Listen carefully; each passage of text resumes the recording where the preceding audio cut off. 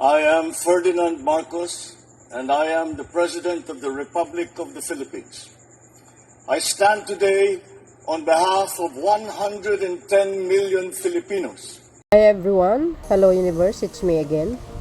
Shoutout sa inyo mga kababayan. But anyway, meron tayong upload videos updates. Siguro nakita nyo naman, no, or narinig nyo itong viral, no, si Vice Ganda sa social media dahil ito sa mga DDS, no.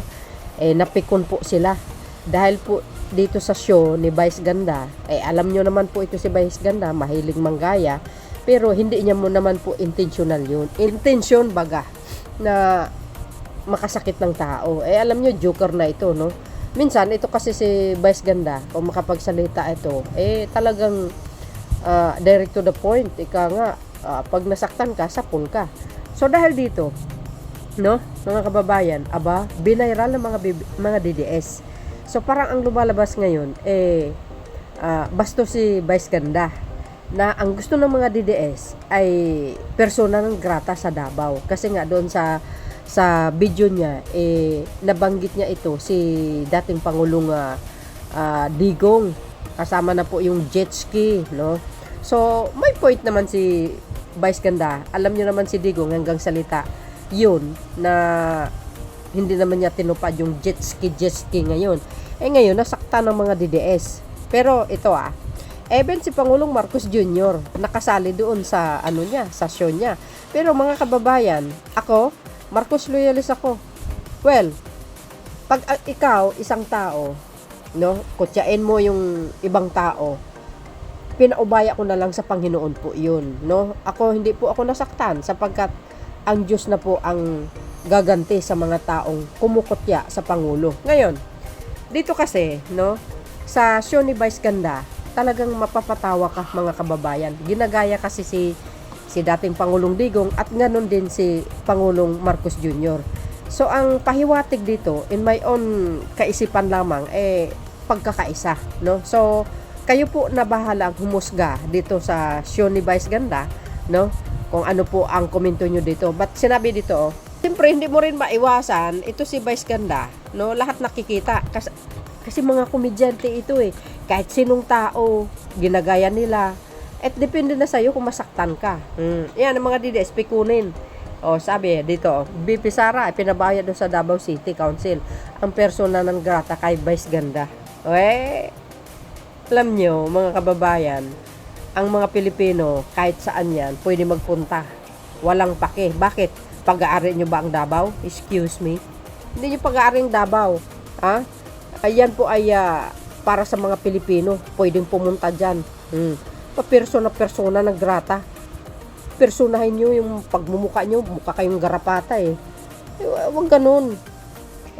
Para sa simple lang, personang garapata mo yung tao.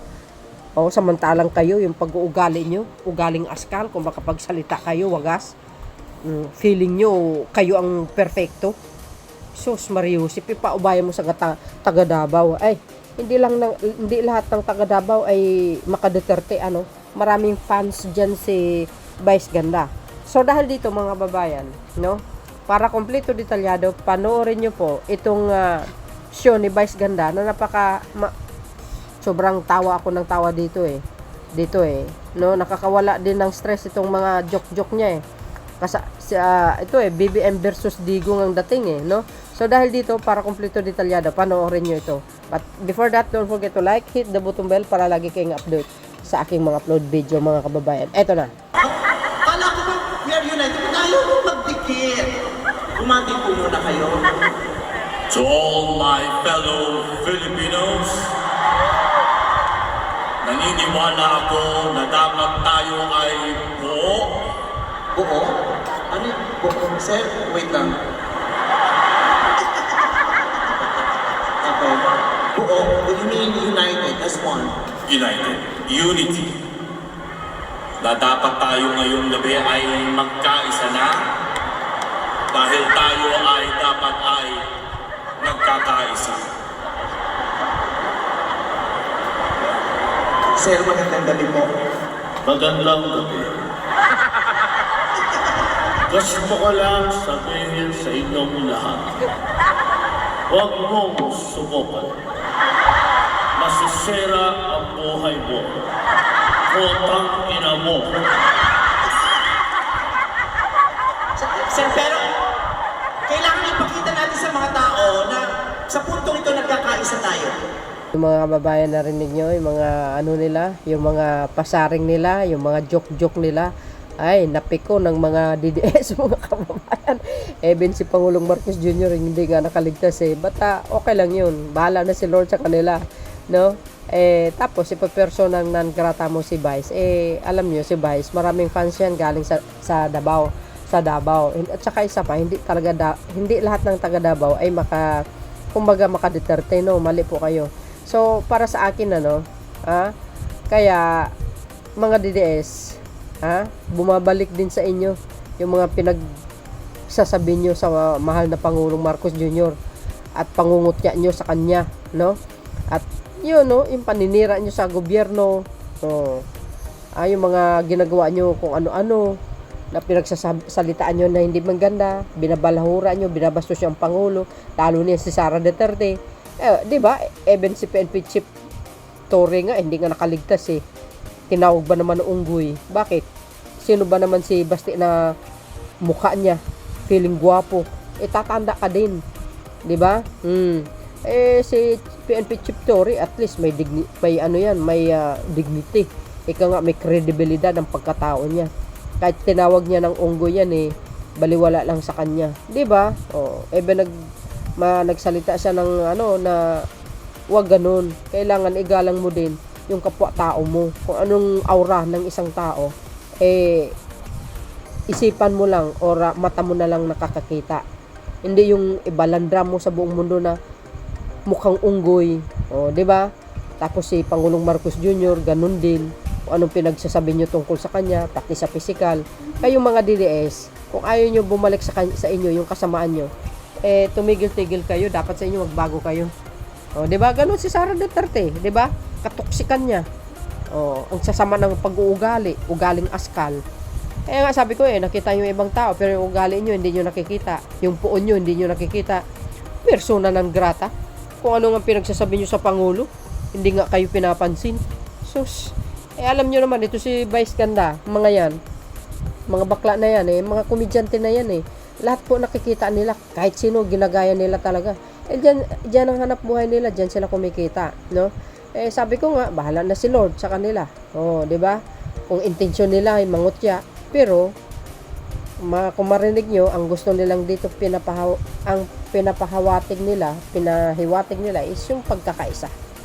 Kaya ako, tawang-tawa ako dito kay Lasing.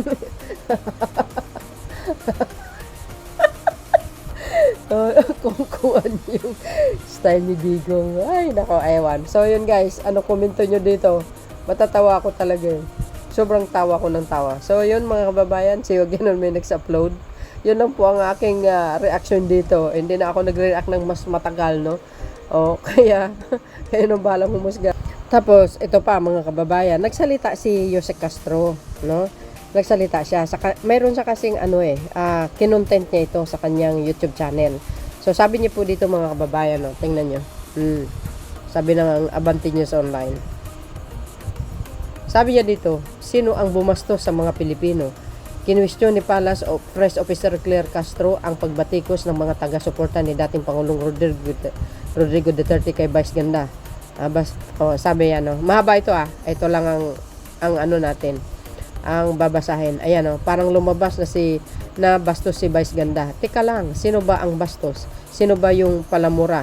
Sino ang bumastos sa mga Pilipino? 'Di ba? Mga beswa. Ayan, tulad nga sinasabi ko, no? Mga DDS, kung makapagsalita, akala mo napaka-perfectong nilang tao, malinis. Wala silang ginagawang kumbaga, akala mo hindi sila bumabati ko sa Pangulo. Tingnan nyo naman, 'di ba? Obvious na obvious kung paano nila binastos ang Pangulo. Binabalahura, inaalipusta, lalo na si Sara Duterte. May narinig ba kayo sa kay Pangulong Marcos? Wala. Pinabayaan na. Yung katoksikan ng mga DDS, lalo na yung magkapatid na Duterte na yan. Ay sos, Maria Josep, kung makapagsalita kayo, feeling nyo malinis kayo. Hindi nyo nakikita yung sarili nyo. Di ba? Oh, persona-personang ng grata. Ay sus, kayo ang garapata, kamo, sa bansang ito. Kaya yan, oh. So, totoo lang, even nga, di ba, sabi ko, si PNP Chief Torre. Tinawag ni Basti na unggoy. Oh, ayan. Sa totoo lang, mga kababayan, lagi nating isipin, no? Huwag tayong magiging toxic sa ating mga kapwa. Kasi pag bumalik sa inyo yan, yung katoksikan nyo, mas masakit. O, diba, mga beswa? So, yun guys, ang aking pinaka-latest updates video. See you again on my next upload. Bye-bye-bye and babus. God bless, Philippines.